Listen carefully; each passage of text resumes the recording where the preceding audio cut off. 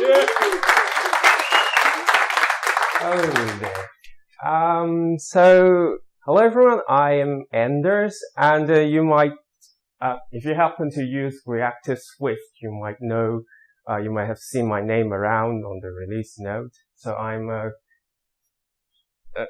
in addition to be a, Babylon, iOS engineer, I'm also a core maintainer of Reactive Swift.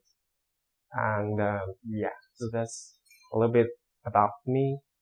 And, so, today, we already have 2 sessions about workflows and automations. So what I'm going to present you here is a different kind of meals. So it's not about automations, I promise. So what we're going to talk about today is about how we build UIs, which is like what we do every single day as iOS engineers, mostly, unless you're working on automations. Just automations, and we have one, and kudos to him, because we break UI tests every single day.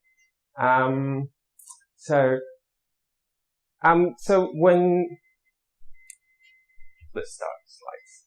Okay, so here's one screen designs, which is in live in our production, and so when we receive designs from our design teams, and let's put our feet into a junior iOS engineer, for example, who is like a one-man band doing all this stuff, and he's just new to using Xcode, for example, and he start building out from scratch. And when you get into this process, you must start using Storyboard, and you curate this string in Storyboard, and you curate all the components using static UI table view, for example, and you replicate every single layout things here within Storyboard, and then you link all these components with your domain models. For example, we have this little cell representing the current patient. So the typical conventional approach where people used to bootstrap iOS app is like, oh, we will create a custom cell and then we will link it with the patient, for example, patient object that is backed by core data, for example, right? So this is the conventional way, this is a conventional way of people building UIs that is like sort of tied with the domain code. And so usually, when people follow this kind of approaches, they would end up like building different kinds of, they would end up repeating themselves, like curating all kinds of custom cells and classes, and doing layouts for every single component repeatedly. And when it comes to screens like this, like people would generally like just build these entire screens with a custom layout in Storyboard, for example. And but then the question here is, if your app has just a couple of screens or just a few screens, it might be an ideal way to start the app. But then when we have more screens, like when we talk about hundreds of screens from like tens of flows, is this kind of approach scalable? Because for every single screen, you will curate different kind of custom classes. So when we have like hundreds of screens, that means you might have hundreds of different kinds of, custom cells, whatever, which is like, there's just so many of them. And especially when you have proper design teams which likes to make requests to tweak things here and there. So like, oh, can I tweak the margins here a little bit? Can I change the card there? Change the colors of everything a little bit? Or can we change the alignments a little bit? Then it would start to be, should I say unbearable? But that's not the appropriate word. But so when you get this kind of request, you will start questioning yourselves. Oh, what did they just ask me? And when you start going through your code base, when you look at that, you will see, wow, there's so many variations. And in the end, you will come to a conclusion of, no. So, no, but, so this is a problem with building UIs conventionally. But when we take a step back and really look at the designs, we can actually see that there are actually a lot of recurring patterns or some sort of things that has similarities. So, for example, on the screen here, we have two different designs, but actually they share fair amount of what we call components on the screen, where the layout is actually same. It's just that what's being rendered and perhaps the styling or the spacing between the components are being different. And here are two more examples where things are actually pretty similar. If we dissect the screen, in terms of components and look at how many variations it actually have. And by the way, these are all production app screenshots. Okay, so this is when we start to go into this mindset. So instead of building UI components by function and by domain, what we call this is we build our UI components by layout variations.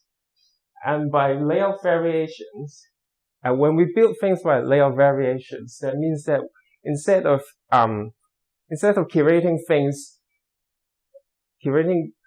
UI code that is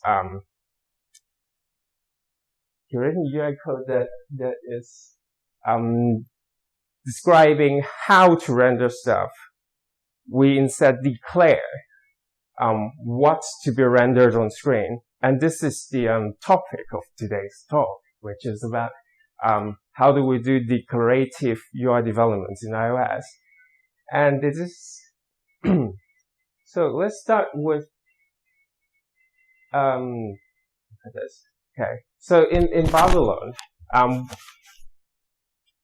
when we receive these kind of designs, we will search in our UI components library and really look at those what kind of layout variations we have, and then we will start searching. If there are existing components, we just recycle them, and if they're not, then we'll build a new one. And when we're building a new component, we will split it in two different parts. So the first part is, well, of course, the view, because it is what UIKit accepts as a way to render things on screen, right? And something that manages the rendering for you. But then on top of that, we have something that is called component, which describes what data to be displayed. So for example, if the component has 3 labels, then that means there are going to be 3 strings within a component representing different kind of each representing the text to be rendered by each label in their respective locations. And then on top of the data to be displayed, there is also layout parameters, which is, for example, if you have a component which could have variable, which could have configurable layout options. For example, something could be hidden or something could be shown conditionally. Then those flags will be stored in a component where when we apply the components to the view, then the layout would be adjusted chronically. And finally, it will also include styling parameters, which is, for example, spacing between 2 views or spacing to be applied to particular constraints. So this is okay. So let's look at an example where we would have a new component called that would support text input. So in this case, in the text input view, there will be a couple of things to support the layouts, right? So you would perhaps have a stack view, and then within the stack view, on the left, you will have a UI label, which tells users what the text field is about. For example, first name, last name. And then we will have a text field on the right, of course, which would accept user inputs. And then there's also some auto layout madness if you are doing custom layout constraints. And then on the side of the components, there would be the title, which should be placed into the UI label, and the text, which represents the current value, to be placed into the text field, and also like placeholder if it's meant to support it. And then finally, there will be a closure, which will be used to receive the input upon user interactions that is triggered by the UI text field. So this is sort of how it works within our app. How we try to describe UI using this kind of data structures instead of like trying to make multiple variants for each different kind of domains. And there's one particular thing here is very beautiful about when you try to describe, when you start to declare what you're going to render instead of how you're going to render, you can do amazing things like this. So notice that there is something that is optional here. The title, it is optional. So what's going to happen is, if we populate every single field inside this component, you will expect something like this, right? But let's say if we put the title of this component as nil, then what is going to happen? Ooh, not crashing, bro. Come on. So when we declare the title as nil, we can actually ask the view to be aware of this, and it would just adapt to the absence of the value. And it decides that, oh, and it can have this kind of semantics that says, oh, if you don't give me a title, then I will just remove the label. So this means that we can declare components that can actually offer a couple of layout variations and configurations, and we can reuse it all over the place without having repeating ourselves over and over and over again, especially when you have like many of screens, hundreds of screens. Like here in Babylon, we have 5 tabs, and each tab has multiple levels of screens, which is a nightmare to manage. Okay. So once we have this kind of declarations of individual components, how do we manage like a single screen? Because, well, having just a block in the screen doesn't matter, right? What we want in the end is that we have multiple blocks glued together to become a screen. So here's an example of one of the screens we've shown before. That is, oh my god, I need to block this. So in this case, you can see that instead of doing custom layouts for the entire screen, we have divided the screens into individual components, and we apply we divide them in. Oh, this is really distracting me. We divided it into individual components where we emulate this. We emulate the centers by applying some magics behind, but in general, instead of doing it as a single block in a custom way, we compose the screen by introducing individual components. And here's another example where we have multiple sections here and headers and footers, and we sort of describe the entire screen with a single linear tree of components every single time. And when you hear the term tree of components, like, may I ask how many of you have used React before? Ooh, okay. So what we do at Babylon here is quite similar to React. So once you have a full representation of the screen, and when every time you change something, when you would regenerate a new tree of components, what you could do is apply diffing to find the difference between these two representations, right? And then when we have this kind of informations, we can use them to tell the UI table view to animate things on screen, off screen, or just reload visible cells, for example. And this makes development way easier. So, for example, if you have a complex form and it has several toggles which would trigger additional questions based on whether you answer yes or no. And the conventional way where people build it could potentially be using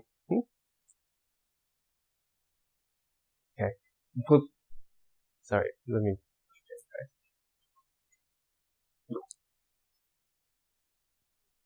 so the way people build it could potentially be when you tap the toggle, and then you would use the index path to remove the rows or insert the rows dynamically. But the problem with it is like index path has a dependence on whether what the cell's position is. So if you have questions that might have preceding elements, you have to roll everything by hand to offset the index path. I mean, if you have do it before, you might know the pain. And with diffing, because everything is figured out by the algorithm, like their relative positions and at what place it is deleted and what index is inserted. We don't need to do this kind of hand rolling index manipulation on our own, and we can just go straight and tell UI table view to animate it. And this saves a lot of effort, especially when you have to build complex forms. So here is an example where this is our bulk appointment screen. So we have a fairly complex form which has a lot of different variations, but you can see it sort of animates quite smoothly unless you play it. And yeah, so this is what we think the ideal UI development process for us. That is, instead of we describe what the UI is, and we let the tools to do the animations, do every magic for us, so we can focus on building the functions instead of fighting auto layout. And the most important thing about building things in such a modular way is that when you have auto layout problems, you just need one firefighter to fight it, and then you just pay the price once instead of pay the price every single screen. And it is very often that auto layout breaks in weird ways, and so having to pay the price only once is very important for developers' productivity. So instead of being pulled out of your work once in a while to help colleagues saving in auto layout problems, now we just need to pay it once, and then everyone just happily compose their screens by reusing existing components. So what's shown on screen? What's shown on screen? This particular screen is using our first iteration of this infrastructure, which is based on the concept similar to React, which is component based, and they use diffing for animations and for managing cells on screen. And the second generation of our architecture, it is actually open sourced, and it is called Bento. So what Bento does is it does all the hard work for you to manage this kind of, should I say, heterogeneous screen. So because all of you know, like UI table view is sort of hard to work with sometimes. It has a lot of corner cases, and when you use storyboard, for example, if you want it to be dynamic and heterogeneous, by heterogeneous I mean like different kind of cells being used, then you will need to hand roll a lot of code in your data source, for example, to manage that differences. And what Bento here does is it allows you to declare screens in a way we just described, and it allows you to get away from all those UI table view methods. And by the way, it supports your collection view too. So here is a glimpse of how it kind of works. So it has a operator-based DSL, but you don't necessarily need to use it. So you can just use all the initializers if you want. So essentially it defines the 2D structure where there is a session and there are some nodes, and then you have to assign a unique identifier to each nodes and sessions, and each node will have a component, and then Bento would look at the IDs and identify them and look at what is inserted or deleted or what needs to be updated, and that's all it does. So that's pretty much about Bento. So, and about declarative UI development. And let me have a drink. Okay. So this is just declarative UI development, but then as I mentioned before, I am a maintainer of Reactive Suite, so of course we are going to talk about reactive declarative UI development. So when we are able to describe a screen with a full representation, we can take a step further. So let's think about like how do we actually produce that screen representation? We curate it based on this behavioral state of the screen. So for example,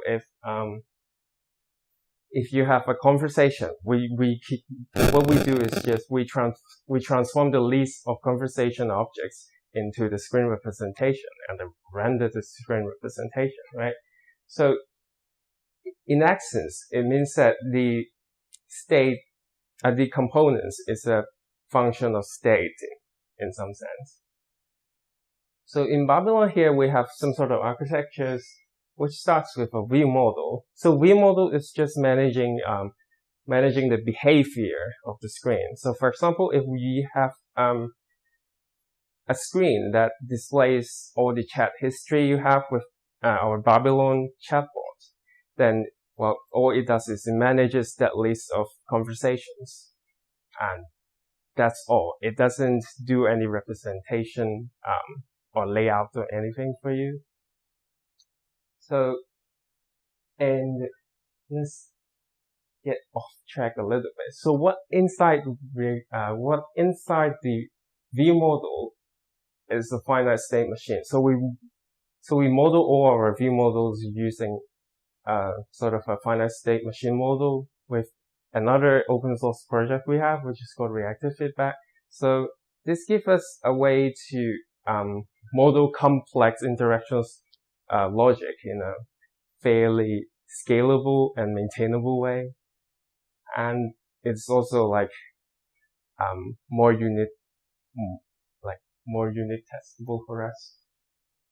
And how it looks is like we would declare the state of the screen, and then what we do in the next step is, so when we have the state, we would curate that representation. We just show you based from the state. Then in that box, that box is a thing that contains multiple sections and multiple nodes with which also contains components. And then finally, when the end of the flow is the bento framework. And yeah, so this is the entire data flow within every single screen within the Babylon app. So the journey starts with a view model which produces the state, and then the renderer, based on the state, it generates some sort of components, and then with the components, it generates a box to pass to the bento framework, and the bento framework does the heavy lifting of putting items on screen and off screen, and so on. So this is the entire data flow, and this is essentially what I'm going to cover today. So hope this is not too boring. And the last words I have for everyone here is